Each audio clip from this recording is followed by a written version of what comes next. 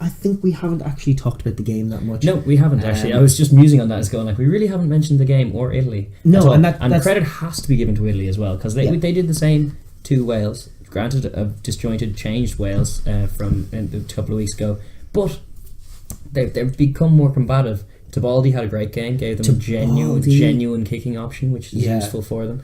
But they look pretty cogent in large periods of that.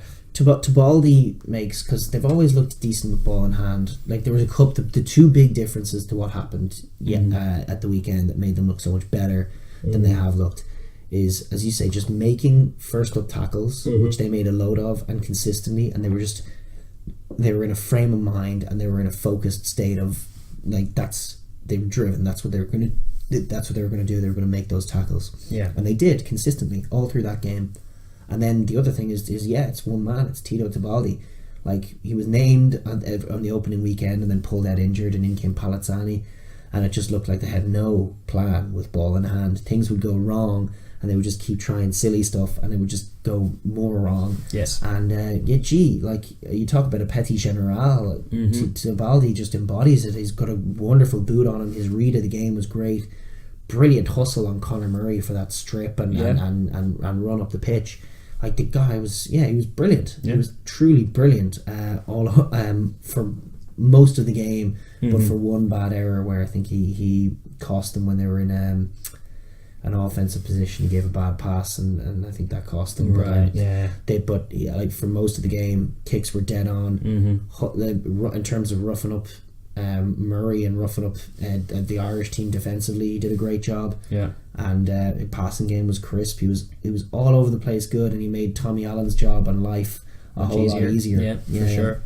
Like they look like a growing side, to be honest. They really do, and I want to give them their credit. I also do want to touch on the fact that Ireland, despite such a stop-start performance and like being harried by them, got their 4 tries in Rome, where Wales 2 weeks prior, because of their 3-point taking, didn't. And Italy, like, it's just not going too far to say that you need to respect them enough to go and play the game and take the game to them. But the way to do that isn't by kicking 3-pointers, as we've said before. It's like it's not disrespectful to be going for that bonus point from the start, because you're recognising that maybe chances are going to be slightly fewer against this version of an Italy team than the others, but you still need to be getting your 4-try win if you have any kind of aspirations towards winning the tournament, really. Which is like a minor point it's a good point. It's one of all the things Ireland got wrong. It's something that they got right. That they did want to attack the corners, and they ended up getting their rewards for it. From Italy's perspective, though, like, the one thing that we had noticed in advance of this tournament that had improved significantly on where they were was their basic ball and hand play, which I think very much still improved. A lot of positives in terms of that. Their catch pass has come on leaps and bounds. Tommy Allen at 10 is very exciting. He throws good passes, makes things happen. And they find tries. The one thing that had seemed to have fallen off a cliff is their intensity in defence, which they got right at the weekend. And it's one of those things that a lot of teams can get right on a weekend, and fewer teams can get right consistently. So again, remains to be seen. They're going to Twickenham in a week and a half time. They'll taper off a little bit, and we might get to see some more of that English physical dominance. You may be right about that, but it presents a more difficult picture. But definitely positive signs in terms of getting that right. They have a back row now that can make play after play after play. They've actually got a good little bit of cheeky depth in the back row, because they weren't picking Negri. Parise wasn't available. I'm pretty sure the Pelledri wasn't around. And yet the back row is very good. Prom Stain again, he's a hero of mine. He made another couple of picked lineouts as well. He's like a he actually reads the game very well. A very, very good player, and another useful cog to Italy's game. So they're all over the pitch. They're like, obviously Teresa are going like the clappers domestically as well. There's just, they're not at the level of tier 1 yet. They're still to my mind very much a tier 2 team, which is why a very positive performance from them against a very negative performance from Ireland at home still amounted to a 10-point defeat. But they have a lot of like in terms of the groundwork of their game, all over the pitch you're seeing improvement, and that's massively positive.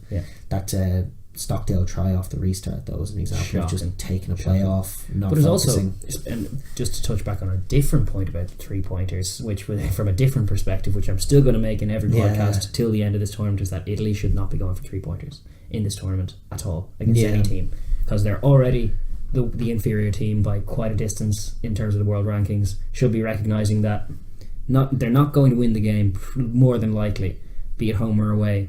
So the only chance for them to get a point out of it is to be within 7 or to score 4 tries. The likelihood is that the teams are going to score 4 tries against them, or enough points to be similar to 4 tries. So their only real hope of getting points out of this fixture, or the win, which is what the big picture is, obviously a win.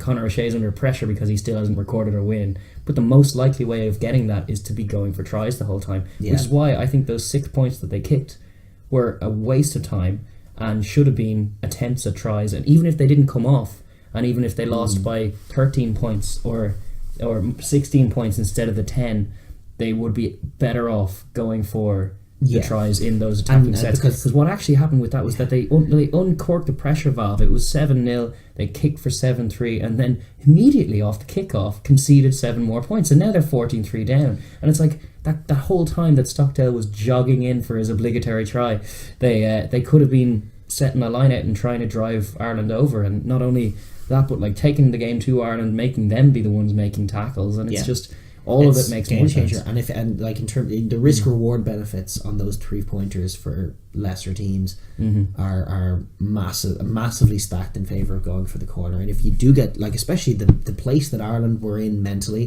that if they got the score, suddenly the game was in the balance enough for it to be losable. Balance enough anyway. But like had they had that try, they ended on 2 tries, didn't they, with their 16 points, or was it 3? No, it couldn't be 3. It was 2. Yeah. But like had they been even if they'd got 1 try from those 6 points that they'd got instead, if they'd got one try from it would have meant that in the last play they would have had something more to play. Granted, it worked out that they did, and they ended up getting a kick for it, and unfortunately missing. But it would just they would have been going for 2 points then in that last play, or if it had been that tries mathematically, they could have been going for the whole shebang, 5-point win. But it's just like, it makes no sense for me to see teams who are like that far below kicking 3 at all.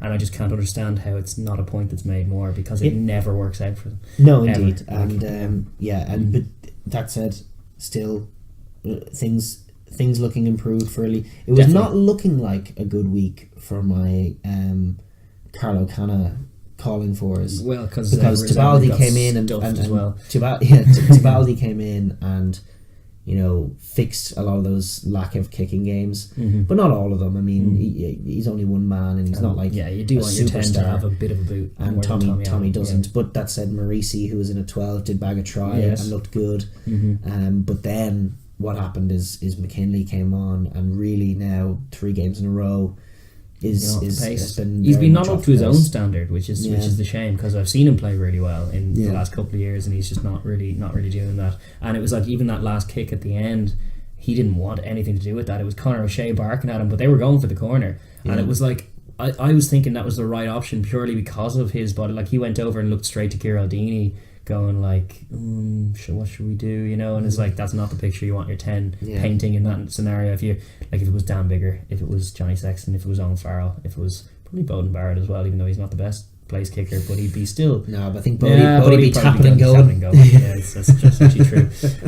But your Pollard would be going, give me that ball, give me that ball, and kicking it. And it's just like, that was very much not on show, and it was only Conor O'Shea barking at him from the sideline and him meekly accepting, and then rather meekly missing. I think Carlo Canna is a very good player, and I think they should bring him in, and if not, start him and put Tommy at 12, then put him on the bench and have him as something to bring on.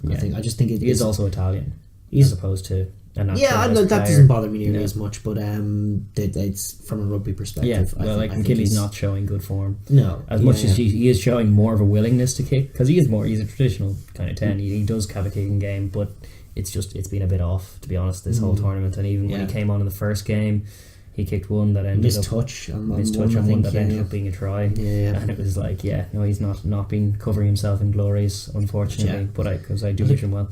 All due respect, Peter O'Mahony, though, before we wrap up this game, Tito Tebaldi deserved man of the match. He was a game breaker. He was brilliant, and like he justified a lot of things that had seemed irrational. And it was just his absence ahead of that Scotland game. Yeah, like that's a massive blow that they've been missing the last 2 games, and great to see him back. Positivity from Italy for sure, and some head scratching from Ireland still ongoing. Yes, well, we covered that in all too much depth. So. Thank you very much for watching. If you're new here, please hit like and subscribe down below if you want to see more videos and all that kind of lovely stuff. But also please leave some comments down below because we enjoy the chat.